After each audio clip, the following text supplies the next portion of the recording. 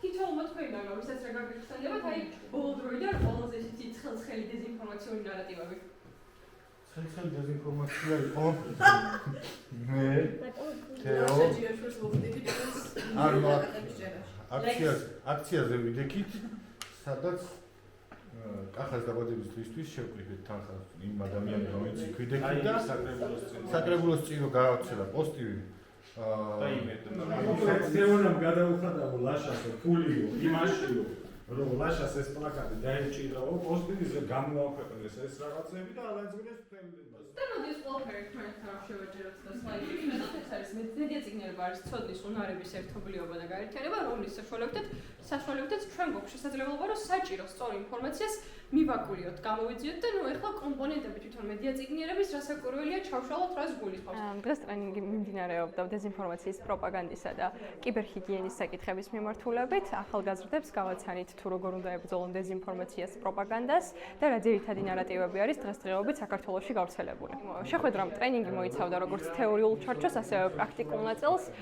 მონაწილეებს მივაწოდეთ თეორიული ჩარჩო და ინფორმაცია თუ რას გულისხმობს მედია წიგნიერება, პროპაგანდა, დეზინფორმაცია, კიბერჰიგიენა და ასევე კონკრეტული საკითხების მიმართ ჰქონდათ პრაქტიკული სავარჯიშოები. ამ შემთხვევაში ისინი მუშაობენ, რომ კონკრეტულ ბრენდებზე შექმნან დეზინფორმაციული, ასე რომ ვთქვათ, რეკლამა. მიზანი, რომ გაიგონ თუ როგორ მუშაობს პროპაგანდისტული მანქანა, როგორ იქნება თითოეული გავრცელებული დეზინფორმაციული ნარატივი, როგორ შრომატნოს მოითხოვს და როგორ უნდა იყოს სამიზნე ჯგუფი შერჩეული თითოეული კონკრეტული ნარატივისთვის და ამ შემთხვევაში ჯგუფებს განსხვავებული ბრენდები, განსხვავებული დავალება აქვთ და პრეზენტაციის დროს უკვე გავიგებთ თუ როგორ მუშაობს მათ მიერ შექმნილი დეზინფორმაციული რეკლამა.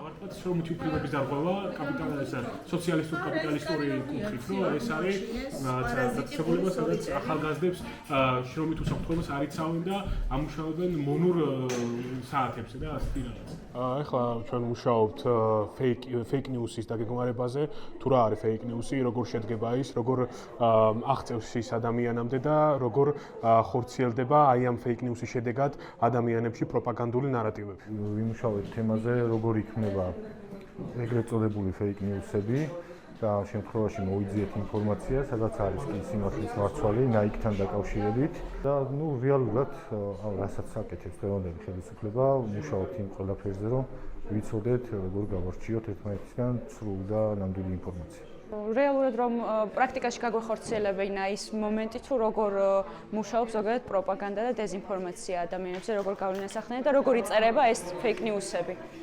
პროექტი განხორციელდა სამოქალაქო განვითარების ახალგაზრდული ცენტრის ორგანიზებით და ძირითადი მიზანი იყო, რომ ამ კუთხით ახალგაზრდებს ცნობიერება აპუმარლოთ, რადგან როგორც ვიცით, პროპაგანდისტული მანქანა ძალიან სწრაფად მუშაობს და უამრავი ნარატივი ვრცელდება და ერთ-ერთი ბრძოლის გზა ზუსტად სანდო ინფორმაციის ამოცნობა და ანალიზი და შეფასებაა.